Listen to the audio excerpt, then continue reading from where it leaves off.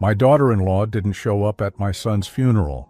Hours later, she posted a picture drinking in Cancun with the gardener. The caption said, "Enjoy life while you can." That's when I received a message from my son and froze. "Dad, come to my house now." Subscribe to the channel for more stories like this and comment the city you're watching from. I never thought I'd bury my son alone. Standing in that funeral home on a gray Tuesday morning, watching the handful of people who came to pay their respects to Richard, I kept glancing toward the entrance, waiting, hoping.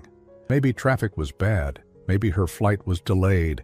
Maybe there was some reasonable explanation for why Olivia, my daughter-in-law of 8 years, wasn't here to mourn her husband. The funeral director approached me with that practiced sympathy they all master. "Mr. Morrison, should we wait a few more minutes?" I cleared my throat, trying to maintain whatever dignity I had left. "No, let's begin." 37 people came to say goodbye to my son.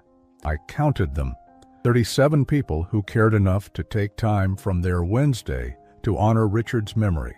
His wife wasn't one of them. I delivered the eulogy myself. What else could I do? I talked about Richard's childhood, his love for baseball, how he'd graduated summa cum laude from Northwestern, how proud I was when he started his own consulting firm. I didn't mention how he'd struggled with anxiety in recent years, or how distant he'd become from everyone, including me. I didn't mention how his marriage seemed to be falling apart, though I'd pretended not to notice. As people filed past the casket, offering their condolences, I heard the whispers. "Where's Olivia? Isn't that his wife? How awful for her to miss this." The sympathy in their voices made my chest tighten. If only they knew. After the service, I drove to the cemetery alone. The hearse followed behind me, carrying my son's body. I should have been focusing on Richard, on saying goodbye, on grieving properly. Instead, my mind kept circling back to one question. Where the hell was she? Back at home that evening, I sat in my kitchen staring at my phone. I'd called Olivia 6 times. Each call went straight to voicemail. I'd sent text messages, no response. Richard's death had been sudden. A heart attack at 34, they said, stress-related. I'd called Olivia immediately after the hospital pronounced him dead, and she'd seemed appropriately shocked, appropriately devastated. She'd cried on the phone, asked about arrangements, promised to fly back from her sister's house in Phoenix, where she'd been visiting. That was 4 days ago. I opened my laptop and did something I'd never done before. I checked social media. Richard had always been private about his personal life, and I'd never been one for Facebook or Instagram. But grief makes you do strange things. I found Olivia's Instagram account easily enough. Her profile picture was still her and Richard from their anniversary dinner last year, both smiling, his arm around her shoulders. She looked radiant in that photo. Blonde hair perfectly styled, green eyes bright with happiness, or what I'd thought was happiness. I scrolled down through her recent posts, my heart pounding for reasons I couldn't yet name. Photos from Phoenix, dinners with her sister, shopping trips, all posted after Richard's death, all showing a woman who looked anything but grief-stricken. Then I found it. Posted 3 hours ago while I was delivering my son's eulogy was a photo that made my blood turn to ice. Olivia, in a bright red bikini, cocktail in hand, standing on a beach with crystal blue water behind her. She was laughing, her head thrown back, completely carefree. Next to her stood a man I recognized, Miguel, the gardener who'd been working on their landscaping for months. His arm was around her waist, and they were both grinning at the camera. The location tag read, Cancun, Mexico. The caption made my hands shake. Life's too short not to live it. Cheers to new beginnings. I stared at that photo for 20 minutes, reading and rereading those words. While I stood over my son's grave, throwing dirt on his coffin, his wife was toasting new beginnings in Mexico with another man. The comments were even worse. Friends congratulating her on the trip, asking if she was finally happy, telling her she deserved this. One comment from her sister made my stomach turn. So glad you're done with all that drama. Miguel is perfect for you. Done with all that drama. My son's death was drama to be done with. I closed the laptop and walked to the liquor cabinet, something I rarely did. I poured 3 fingers of whiskey and sat back down, trying to process what I'd seen. 8 years of marriage, 8 years of family dinners, holidays, birthdays. I'd watched Olivia become part of our family, had grown to care for her like a daughter. I'd even defended her to Richard when their fights got bad, telling him that marriage required patience and understanding. What a fool I'd been. My phone buzzed, a text message from an unknown number, but somehow I knew exactly who it was before I even looked. "Dad, come to my house now. We need to talk. Don't tell anyone. Richard." I dropped the phone. It clattered on the kitchen floor, the screen cracking, but I barely noticed. My hands were shaking so violently I could barely pick it up again. I read the message 3 times, then 4, then 5. It had to be some kind of mistake. A cruel joke, someone who'd gotten hold of Richard's phone. But the number was different, and who would do something so sick? I grabbed my car keys with trembling fingers. I had to see for myself. I had to know what kind of nightmare I'd stumbled into. Because one thing was certain. I'd just buried my son this morning, and dead men don't send text messages. I drove to Richard's house in a daze, my mind refusing to accept what seemed impossible. The familiar tree-lined street looked the same as always, but everything felt different now. Wrong somehow. I'd been here just 2 days ago, helping Olivia pack some of Richard's things before her supposed trip to Phoenix. She'd been crying then, or at least I thought she had been. Richard's house sat dark against the October sky. A single light glowed from the kitchen window in the back. My hand shook as I used my spare key to open the front door. "Richard?" My voice cracked as I called out. Silence answered me. I walked through the living room, past the couch where I'd comforted Olivia 4 days ago when the hospital called. Past the family photos on the mantel, Richard's college graduation, their wedding day, Christmas mornings. Everything looked exactly the same, yet nothing made sense anymore. The kitchen light drew me forward. As I rounded the corner, I froze. My son sat at his own kitchen table, very much alive, a cup of coffee growing cold in front of him. He looked up when I entered, his face pale and drawn, dark circles under his eyes that I'd never noticed before. He'd lost weight, a lot of weight. His clothes hung loose on his frame. "Dad." His voice was barely above a whisper. "I'm sorry." I couldn't move, couldn't speak. My brain struggled to process what my eyes were seeing. This was my son, alive and breathing, sitting in his kitchen 3 hours after I'd watched his coffin lowered into the ground. "You're supposed to be dead." The words came out strangled, barely human. Richard's face crumpled. I know how this looks, how insane this must be for you. Please, sit down. Let me explain." I remained standing, my legs locked in place. "I buried you today, Richard. I threw dirt on your coffin. I gave your eulogy. What kind of sick game is this?" "It's not a game." He stood up slowly, his movements careful, deliberate. "Dad, I'm in serious trouble. The kind of trouble that could destroy not just me, but you too. Everything we've worked for, everything our family has built." "What are you talking about?" Richard ran his hands through his hair, a gesture I'd seen him make thousands of times since childhood when he was nervous or scared. 6 months ago, I made a mistake at work, a huge mistake. I was handling the Meridian Industries account. You remember? The pharmaceutical company? They were our biggest client, worth $2.5 million annually. I nodded numbly. He'd talked about that account constantly, how it was going to set his firm up for years. I discovered they were falsifying their clinical trial data, hiding serious side effects from a new arthritis medication. People were getting sick, Dad, really sick. Some were dying. His voice broke. I should have reported it immediately. But Meridian's CEO, James Crawford, he offered me $500,000 to keep quiet. "Just look the other way," he said. "Let the FDA approval process continue." My stomach dropped. "Please tell me you didn't take it." Richard's silence was answer enough. "Jesus, Richard, what were you thinking?" "I was thinking about Olivia's spending, about the mortgage on this house, about the debt we'd racked up trying to keep up appearances. She wanted the renovations, the new car, the vacation to Europe. $500,000 would have solved everything." He looked up at me, tears in his eyes. "But I couldn't do it, Dad. I couldn't let people die for money." "So what happened?" "I went to the FBI. turned over all the evidence, became a whistleblower. Crawford was arrested last month, and the medication was pulled from the market. But before they got him, he made sure I'd pay for betraying him. Richard walked to the kitchen window, staring out into the darkness. Crawford has connections, Dad. Bad connections.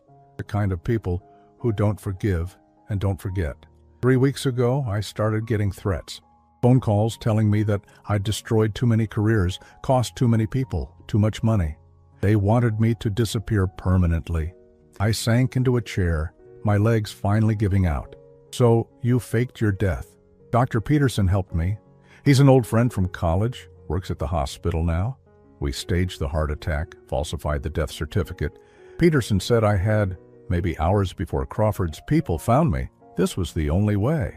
The pieces were starting to come together, but one huge question remained. What about Olivia? She was devastated when I called her. She cried on the phone. Richard's expression hardened. Olivia knew everything, Dad, about the Meridian account, about the money I turned down, about the threats. She knew I was planning to fake my death. He paused, his voice dropping to barely audible. She was supposed to play the grieving widow for 6 months, then quietly move away and meet me in Canada. We'd start over together. But she's in Cancun. With Miguel? Richard's laugh was bitter and broken. Yeah, I saw the Instagram post too. She was supposed to wait, Dad. We had a plan. But apparently she had a better one. I thought about the photo, about Olivia's radiant smile, about the comments from her friends. She was never planning to meet you in Canada, was she? No. I figured that out when I saw my life insurance policy had been cashed in. $750,000 paid out to my loving widow just yesterday. Richard turned back to face me. She played her part perfectly, didn't she? The shocked wife, the grieving widow, too distraught to even attend the funeral. She probably figured being mysteriously absent would make her seem even more tragic. The full scope of the betrayal hit me like a physical blow. She let me bury an empty coffin. She let me grieve for you while she was planning her vacation with her lover. I'm sorry, Dad. I never meant for you to get hurt like this. I thought if I could just disappear, start over somewhere else, maybe everyone would be safer. But I couldn't let her get away with this. She not only betrayed me, she betrayed you too. Made you suffer while she counted her money. I looked at my son, thinner, haunted, but alive, and felt something shift inside me. The grief I'd carried for 4 days began transforming into something else entirely, something harder and colder. What do we do now? I asked. Richard met my eyes, and for the first time since I'd walked into his kitchen, I saw a spark of the determination that had made him successful in business. Now we make sure she doesn't get to enjoy that money, and we make sure she pays for what she put you through. How? A slow smile spread across Richard's face, and I realized my son had inherited more of my calculating nature than I'd ever known. Well, Dad, legally speaking, I'm still dead. Which means Olivia is about to discover that being married to a dead man has some very serious complications. Richard moved to the kitchen counter and pulled out a laptop I'd never seen before. His movements were careful, methodical, like a man who'd been planning something for a long time. There's more you need to know, Dad. Things I discovered after I was supposed to be dead. He opened the laptop and turned the screen toward me. Olivia wasn't just planning to abandon me in Canada. She was planning to destroy me long before that. The screen showed email exchanges, bank records, text message screenshots. My eyes struggled to focus on the details, but Richard walked me through each piece of evidence with the precision of the business consultant he'd trained to be. 3 months ago, I started noticing money missing from our joint accounts. Small amounts at first, $200 here, $300 there. When I confronted Olivia about it, she said she was buying surprise gifts for our anniversary. He clicked to another screen. She was buying gifts, all right, just not for me. Photos of expensive jewelry, designer handbags, and luxury hotel receipts filled the screen. All purchased during times when Olivia claimed to be visiting her sister in Phoenix or shopping with friends in Chicago. Miguel wasn't just our gardener, Dad. They'd been having an affair for 8 months. These hotel receipts show they were meeting twice a week, sometimes 3 times.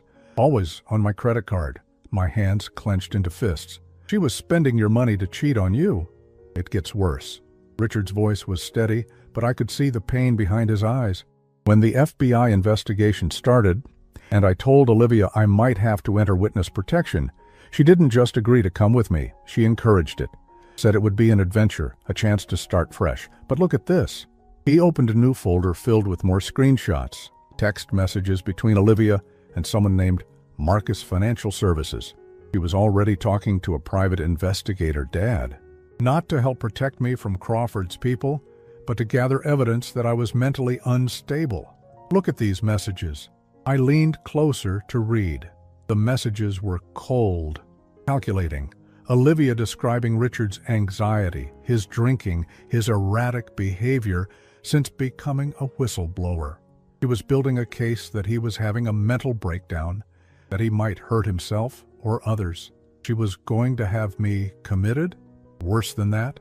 She was setting up a scenario where my death would look like suicide. A mentally disturbed whistleblower who couldn't handle the pressure and took his own life. She even researched how to make it look like I'd been planning it for months. Richard clicked to another file. Financial documents showing Olivia had taken out additional life insurance policies on him without his knowledge. Policies worth over $1 million total, all with suicide clauses that would still pay out if he waited 2 years after the policy date. She's been planning this for 2 years, Dad. Long before the Meridian situation, she married me, convinced me to take out massive life insurance, and then waited for the perfect opportunity to cash in. The room seemed to spin around me. This wasn't just betrayal or even greed. This was something much more sinister. She was planning to murder you, or drive me to suicide, which would be cleaner legally. The private investigator was documenting everything to support her story. Stressed businessman, money problems, legal troubles, history of depression. It would have been an open and shut case. I stood up abruptly, pacing to the window. Outside, the neighborhood looked peaceful, normal. Inside this kitchen, I was learning that my daughter-in-law was essentially a predator who'd spent years planning to kill my son for money. But then you faked your death first. Dr. Peterson's plan gave me an unexpected advantage. Olivia thought she'd won. She got her insurance money without having to commit actual murder. She could play the tragic widow, collect her payoff, and start her new life with Miguel without any blood on her hands. Richard pulled up another screen showing bank activity. She wasted no time. Insurance money deposited on Monday, $50,000 transferred to Miguel's account on Tuesday. Plane tickets to Cancun purchased Wednesday morning. She was out of the country before my body was even cold. Except your body was never cold because you were never dead. Exactly. And here's where it gets interesting. Richard's expression shifted, becoming more calculating. Olivia doesn't know that I'm alive, but she also doesn't know that I found all this evidence before I died. She thinks she covered her tracks perfectly. He opened a new folder labeled Insurance Fraud Evidence. The contents made my breath catch. Richard had documented everything. The forged applications, the unauthorized policies, the payments to the private investigator, the affair with Miguel, even communications showing Olivia had researched methods of murder that would look like accidents. She committed multiple felonies, Dad. Insurance fraud, conspiracy to commit murder, theft, adultery with financial implications for the divorce proceedings she was planning to avoid by becoming a widow. Richard closed the laptop. The question is, what do we do with all this information? I sat back down, my mind racing. We could go to the police, have her arrested for fraud. We could, but there's a problem with that approach. Richard leaned against the counter. If I reveal that I'm alive, I have to explain why I faked my death. Dr. Peterson could lose his license, maybe go to prison for falsifying records. The FBI witness protection people will be furious that I went off script, and Crawford's people will know exactly where to find me. So we're stuck. Not stuck. We just need to be smarter about this. Richard sat back down across from me. Olivia thinks she's won. She's got her money, her lover, and her freedom. She's probably planning to stay in Mexico for a few months, let the grief period pass, then come back and sell the house, liquidate everything else, and disappear forever. What's stopping her? Well, technically, she can't sell the house or access most of our shared assets while I'm legally dead. The estate has to go through probate, which takes months. But she's got the life insurance money, so she figures she can wait. Richard smiled grimly. What she doesn't know is that I documented her fraud before I died, and dead men can still file insurance claims disputes. I stared at my son, seeing a side of him I'd never witnessed before. The anxious, overwhelmed man I'd worried about for months had been replaced by someone harder, more strategic. What are you planning, Richard? I'm planning to let Olivia enjoy her vacation for exactly 2 more weeks. Let her get comfortable, spend some money, make some plans. And then I'm going to systematically destroy every lie she's built. He opened the laptop again. I've already filed disputes with all 3 insurance companies claiming fraud. The investigations will freeze her accounts within days of being initiated. Can you do that while you're dead? I set up the disputes before I died, with instructions to my lawyer to file them if certain conditions were met. As far as the insurance companies know, Richard Morrison suspected his wife was planning to kill him and took precautions. He pulled up legal documents. I also changed my will the day before I died, leaving everything to you and cutting Olivia out completely due to suspected infidelity and financial impropriety. The scope of Richard's planning was staggering. You've thought of everything. Not everything. I didn't think she'd be stupid enough to post photos of herself partying in Mexico 3 days after my funeral. That was a gift I couldn't have planned for. Richard's smile was cold. Those photos, combined with the financial records showing money transfers to Miguel, will make the insurance fraud case airtight. What about Miguel? He's complicit in this. Miguel's the least of our problems. He's just a guy who thought he was dating a rich widow. When Olivia's money disappears and the fraud charges hit, he'll disappear too. Men like Miguel don't stick around for poor women with legal problems. I looked at my son with a mixture of pride and concern. This is a dangerous game, Richard. What if Olivia figures out you're alive? Then we accelerate the timeline. But I don't think she will. She's too busy celebrating her victory to question it. He closed the laptop again. Besides, Dad, she's already made her biggest mistake. Which is? She underestimated both of us. She thought you were just a sad old man who'd grieve quietly and never ask questions. She thought I was too weak and anxious to ever fight back. Richard's eyes hardened. She was wrong on both counts. I felt something settle in my chest. A calm determination I hadn't experienced in years. What do you need me to do? For now, just keep being the grieving father. Don't change anything about your routine. But in 2 weeks, when the insurance companies freeze her accounts and she comes running back, demanding answers, I need you to be ready. Richard met my eyes. Because that's when we spring the trap. And that's when Olivia learns that some games have consequences she never saw coming. The 2 weeks that followed were the longest of my life. I had to continue playing the role of the grieving father while knowing my son was alive and hiding just 20 minutes away in a small apartment he'd rented under a false name. Every day felt like walking on a tightrope, maintaining the facade while helping Richard orchestrate what he called Olivia's reckoning. I visited Richard's grave twice a week, just as a bereaved father would. I brought flowers, stood there for appropriate amounts of time, and even talked to the headstone when other visitors were nearby. It felt obscene, performing grief over an empty coffin, but it was necessary. Several neighbors and family friends approached me during these visits, offering condolences and asking about Olivia's well-being. Such a tragedy, Mrs. Henderson from down the street said during one visit. Poor Olivia, losing Richard so young. Is she holding up all right? I haven't seen her around. She's taking some time away, I replied, the lie sliding out easier than I expected. Staying with family. The grief has been overwhelming for her. What I didn't tell Mrs. Henderson was that I've been monitoring Olivia's social media obsessively. The Cancun photos continued, beachside dinners, sunset cocktails, spa treatments, shopping sprees. Miguel featured in most of them, sometimes with his arm around her, sometimes kissing her cheek. The comments from her friends had evolved from sympathy for her loss to celebration of her healing journey. Her sister posted, "So proud of you for choosing happiness. Richard would want you to live your best life."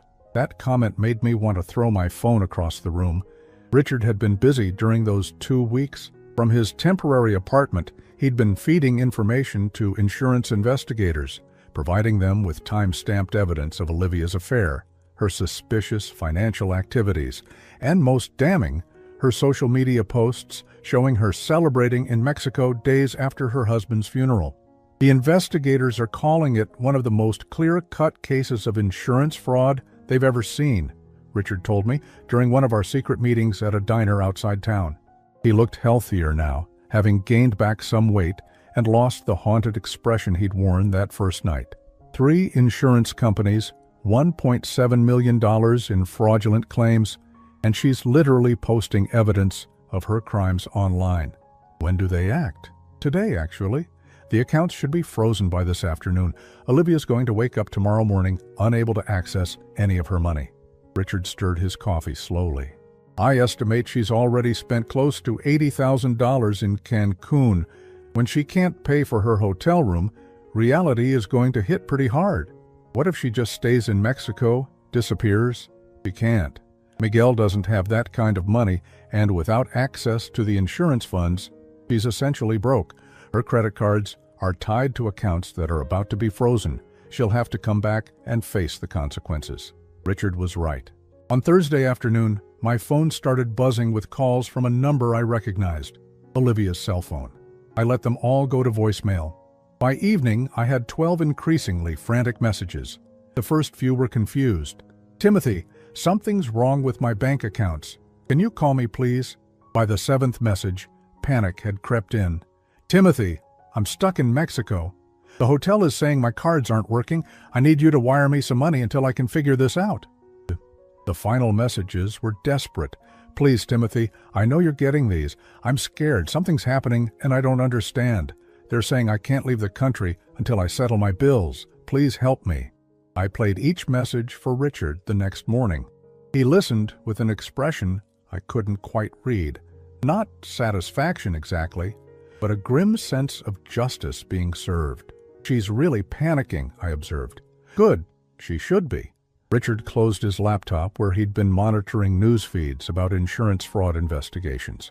The FBI contacted me yesterday, contacted my lawyer claiming to represent my estate.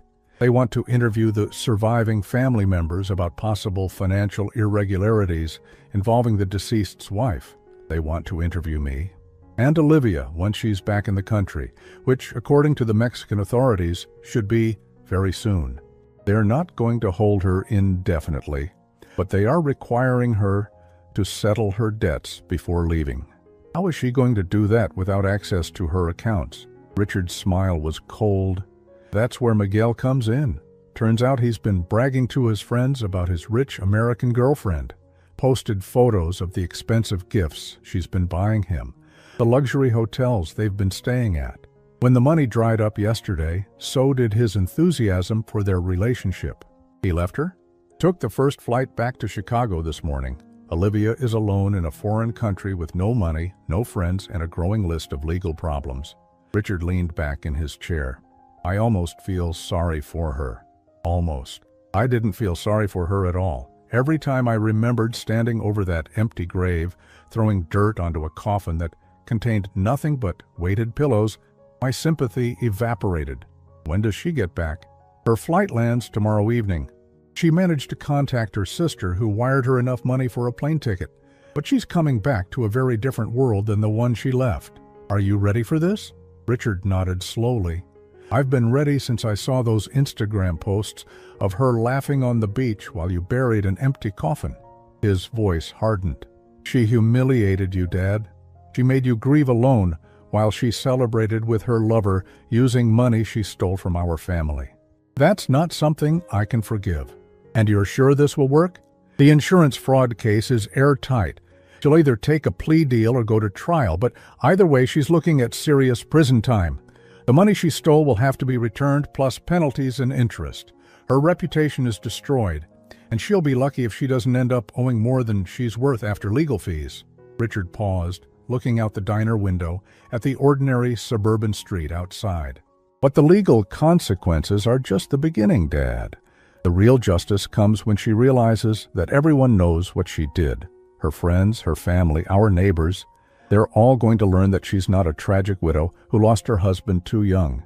She's a con artist who tried to cash in on that husband's death while betraying him with another man.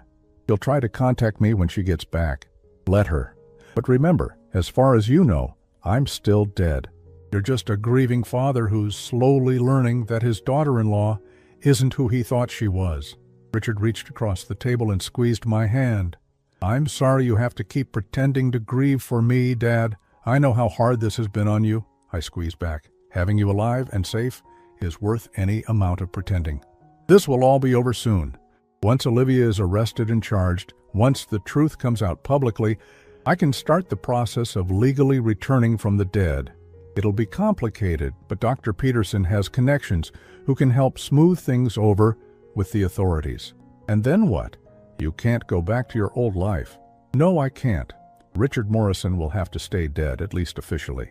But Timothy Morrison's son can start fresh somewhere new, with a new identity and a chance to build something better. Richard's expression softened, maybe even with his father if that father wants to leave this place behind and start over too.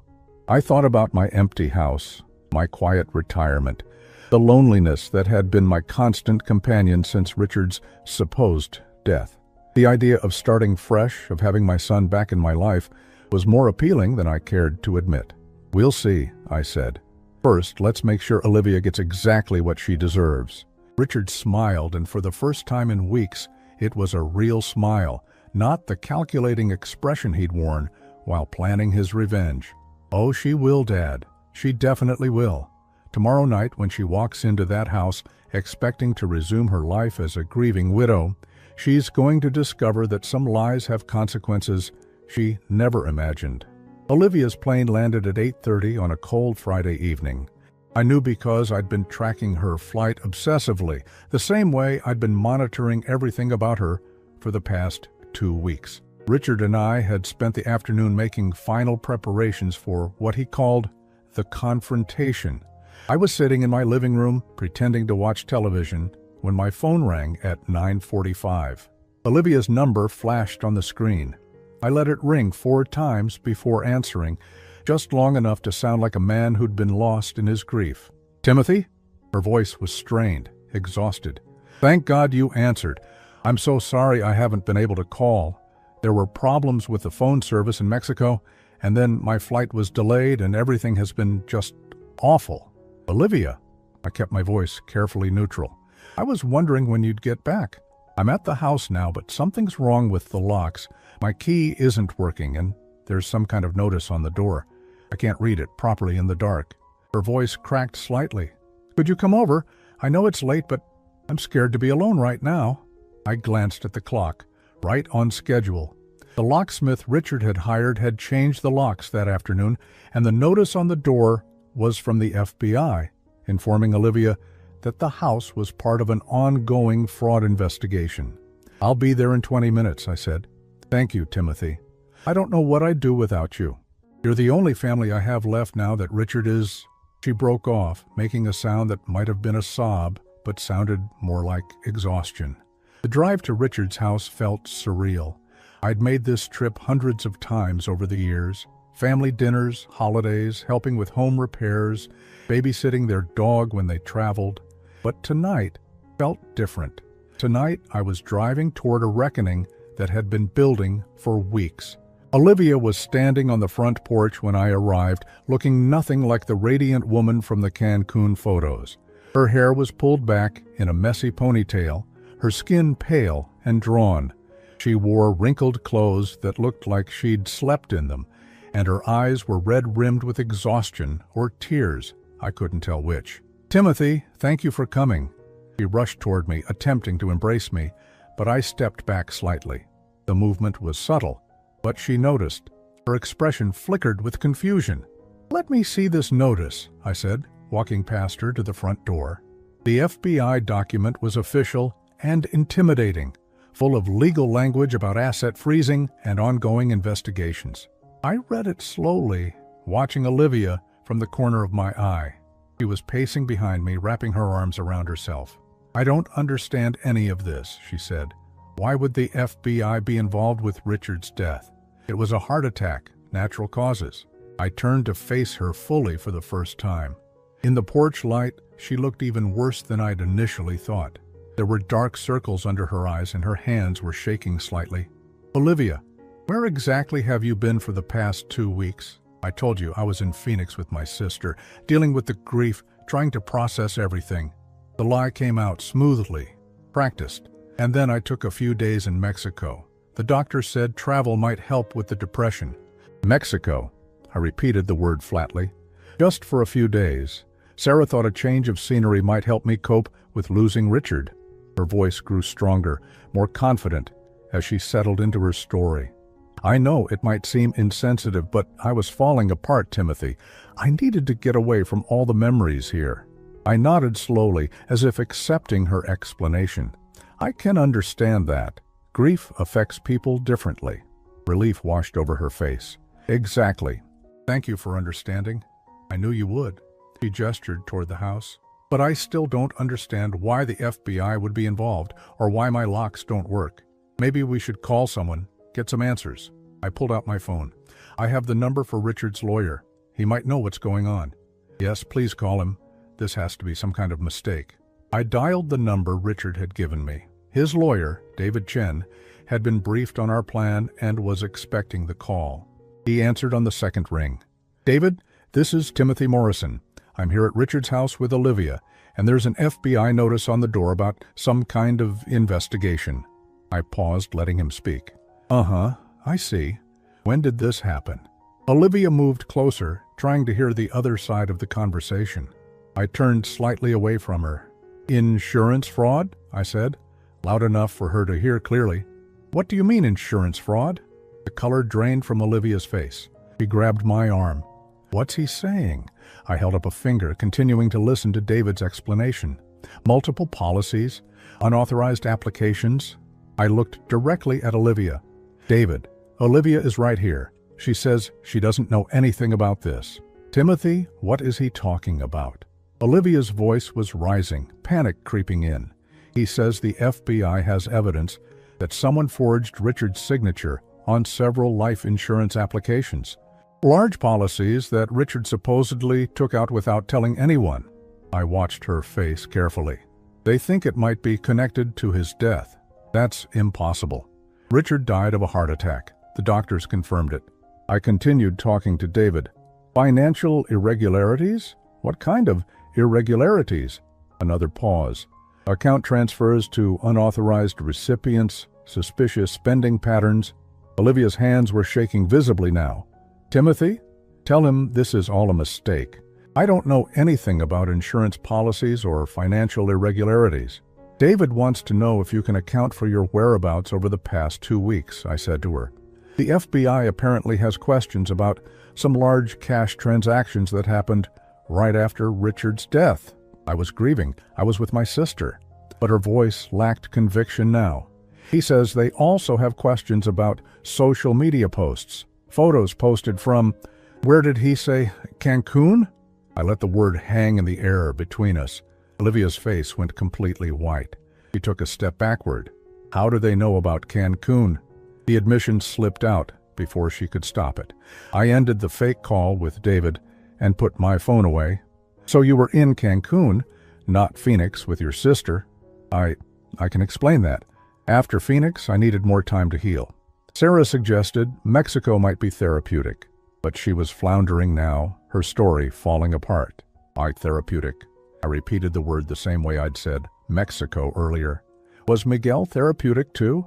Her mouth opened and closed like a fish gasping for air. "How do you know about Miguel?" "The FBI showed me photos, Olivia. Photos of you in Cancun with another man.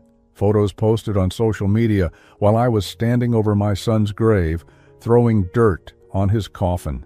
My voice was getting harder, colder. "Photos of you celebrating with your lover using money from Richard's life insurance." Tears started flowing down her cheeks, but they looked more like panic than genuine remorse. "Timothy, you don't understand. I loved Richard, but our marriage was complicated. He was distant, anxious all the time. Miguel was just a friend who helped me through a difficult period. A friend you were sleeping with for 8 months while married to my son. How do you—" She stopped, realizing she was only making things worse. "Look, I made mistakes, but Richard's dead, and nothing can change that. Can't we just move forward as family? I stared at this woman I'd welcomed into our family 8 years ago. This woman I'd defended to Richard when their fights got bad. This woman who'd stood in my kitchen 4 days after my son's death, crying in my arms about how much she missed him. You're right about one thing, Olivia. Nothing can change the past. Nothing can change the fact that you let me bury my son alone while you were partying with your boyfriend in Mexico. I turned toward my car. The FBI will be in touch. I suggest you get a good lawyer. Timothy, wait, please, you have to help me. I don't have anywhere else to turn. I stopped and looked back at her one last time. You should have thought about that before you decided to cash in on Richard's death. I drove away, leaving her standing alone on the porch of the house she could no longer enter. In my rearview mirror, I saw her collapse onto the front steps, her head in her hands. But I wasn't done yet. Neither was Richard. 20 minutes later, I pulled into the parking lot of Richard's temporary apartment. He was waiting by the window, and I could see the tension in his shoulders even from a distance. This was the moment we'd been building toward for 2 weeks. How did she look? He asked as I climbed the stairs to his second-floor unit. Terrified, exhausted, caught. I sat down heavily in his small living room. She tried to lie at first, but when I mentioned the FBI photos and Miguel, she fell apart. Good. She needs to understand that her actions have consequences. Richard was pacing now, nervous energy radiating from him. Tomorrow morning, she'll wake up to find FBI agents at whatever motel she's staying in. They'll arrest her on insurance fraud charges, and that's when the real consequences begin. Are you ready for what comes next? Richard stopped pacing and looked at me directly. Dad, I've been dead for 2 weeks. Tomorrow, I get to come back to life and watch the woman who betrayed us both face justice for what she's done. His expression was grim but determined. I've never been more ready for anything in my life. Outside, snow began to fall, covering the parking lot in a thin layer of white. Tomorrow would bring the final act of our carefully orchestrated plan, and Olivia would learn that some betrayals carry a price she never imagined she'd have to pay. The FBI arrested Olivia at 6:30 on Saturday morning at the Budget Inn, where she'd spent the night. I wasn't there to witness it, but Richard had a contact in the bureau who called him with updates. She'd tried to run when they knocked on her door, he said, but there was nowhere to go in a motel room with one exit. Richard and I met at the same diner where we'd been planning this moment for 2 weeks. He looked different this morning, lighter somehow, as if a weight had been lifted from his shoulders. She's been charged with insurance fraud, conspiracy to commit fraud, and money laundering, he told me over coffee that had grown cold while we waited for news. Bail was set at $500,000. Can she make bail? With what money? Her accounts are frozen, her credit cards are maxed out from the Cancun trip, and Miguel disappeared the moment her funds dried up. Her sister might try to help, but Sarah doesn't have that kind of cash lying around. I thought about Olivia sitting in a jail cell, probably still wearing the wrinkled clothes she'd traveled in. 2 weeks ago, I might have felt sorry for her. Now I felt nothing but a cold satisfaction that justice was finally being served. When do you come back from the dead? Richard smiled, the first genuine smile I'd seen from him since this whole nightmare began. This afternoon, Dr. Peterson has everything arranged with the hospital administration and the police. The official story is that there was a mix-up with patient identification, that Richard Morrison was in a coma rather than dead, and that he's made a miraculous recovery. Where will anyone believe that? It doesn't matter if they believe it. What matters is that it's legally documented and medically supported. Dr. Peterson has colleagues who will swear to the confusion, and the hospital's lawyers have already agreed to treat it as a medical error rather than fraud. Richard leaned forward. The beauty of it is that once I'm officially alive again, all of Olivia's insurance claims become void automatically. She'll owe back every penny she collected, plus interest and penalties. She'll go to prison. For a long time, David thinks she's looking at 10 to 15 years, especially if she refuses to cooperate with the investigation into the other fraudulent policies. Richard's expression hardened. And she'll cooperate, because she's going to learn some very interesting information about her boyfriend, Miguel. What kind of information? Miguel wasn't just a gardener having an affair with a married woman. He's been running a long con targeting lonely wives in wealthy suburbs. Olivia is the third woman he's seduced and convinced to defraud their husband's life insurance. The FBI has been tracking him for 18 months. The scope of Olivia's stupidity was staggering. She thought she was playing Richard, but Miguel had been playing her all along. She was just another mark. Exactly. Miguel probably encouraged her to take out those extra insurance policies, helped her research ways to make Richard's death look natural, maybe even suggested the mental instability angle. Richard shook his head. She thought she was the predator, but she was just prey for a bigger predator. Where is Miguel now? Mexico probably, or maybe Costa Rica, somewhere without an extradition treaty. But the FBI will catch up to him eventually. Richard looked out the diner window at the gray October morning. The important thing is that Olivia is going to realize she threw away 8 years of marriage, destroyed her life, and went to prison, all for a man who never cared about her at all. At 2 o'clock that afternoon, I drove to the hospital to witness my son's resurrection. Dr. Peterson met me in the lobby, looking nervous but determined. He was risking his career to help Richard, but he'd explained that he couldn't stand by and watch a good man be destroyed by a predatory wife. "Are you ready for this, Timothy?" he asked as we walked toward the elevator. "I've been ready for weeks." Richard's hospital room was on the 4th floor, the same floor where he'd supposedly died 2 weeks earlier. When I walked in, he was sitting up in bed dressed in a hospital gown, looking appropriately weak and confused for someone who'd just emerged from a coma. "Dad?" His voice was hoarse, uncertain. What happened? I remember chest pains and then nothing. The performance was flawless. Even knowing it was an act, I felt a surge of relief at hearing my son's voice again. "You've been in a coma, son. We thought we'd lost you." Dr. Peterson entered with a clipboard and a concerned expression. "Mr. Morrison, I need to explain what happened. There was a significant medical error involving patient identification. Your son was never actually deceased. He was in a catatonic state that mimicked death, but our monitoring equipment malfunctioned, and several staff members made critical errors in diagnosis. But we had a funeral," I said, playing my part. "I know, and I cannot apologize enough for the trauma this has caused your family. The hospital will cover all costs associated with the error, and we're conducting a full investigation into how this happened." Richard squeezed my hand weakly.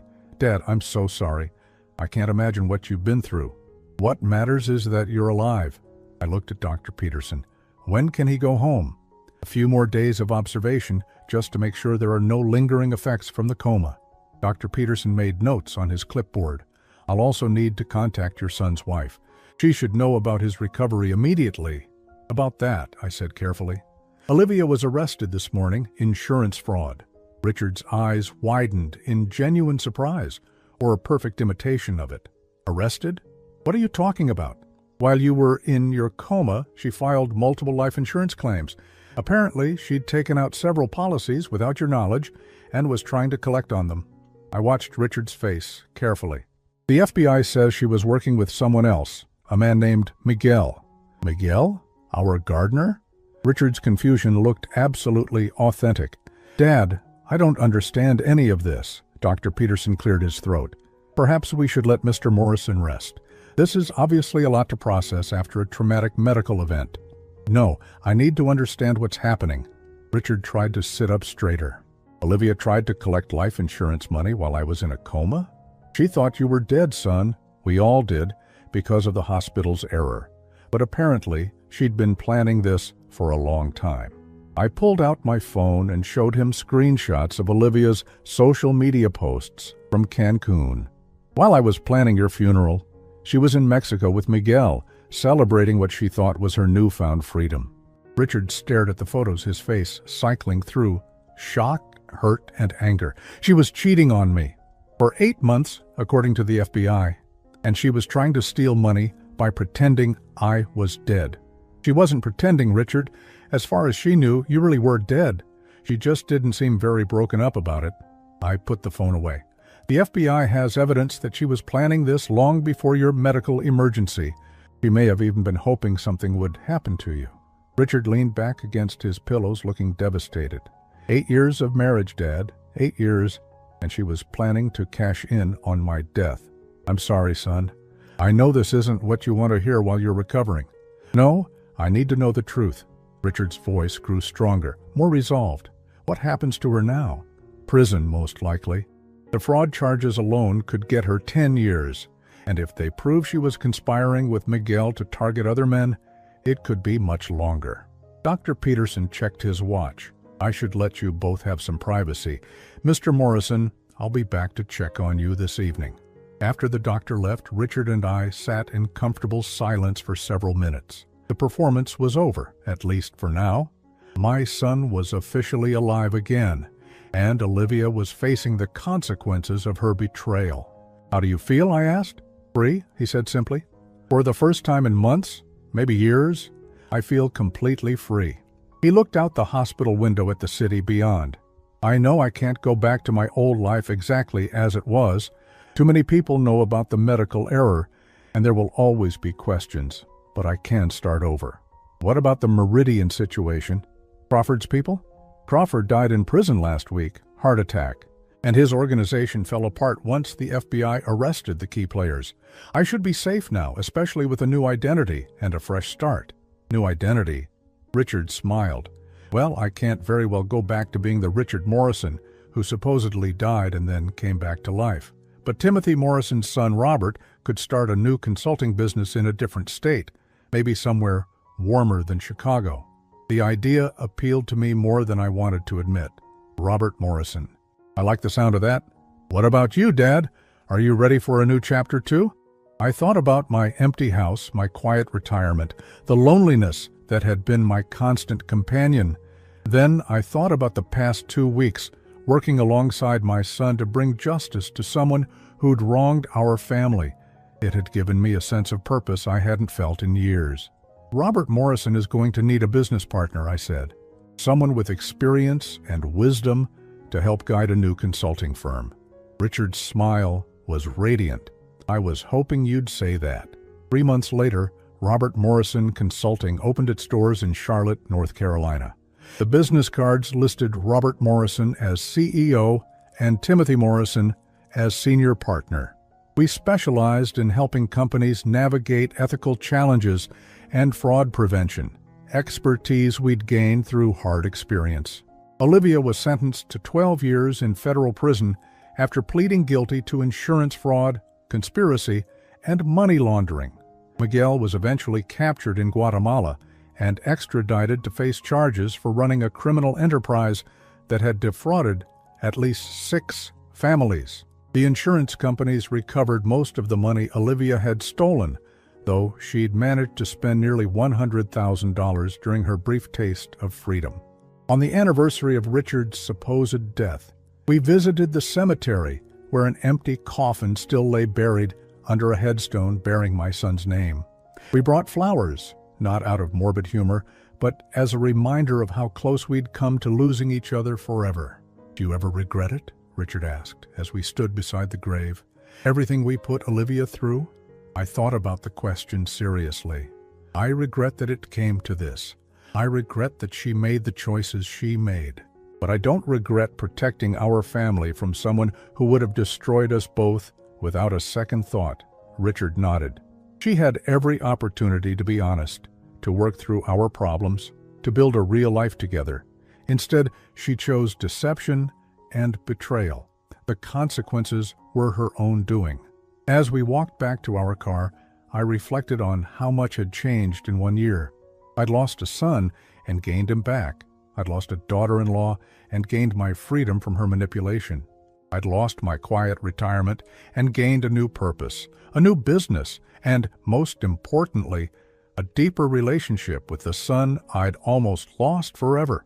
Olivia had tried to profit from what she thought was Richard's death, but in the end, his resurrection had given us both a new life. Justice, I realized, sometimes comes in the most unexpected forms.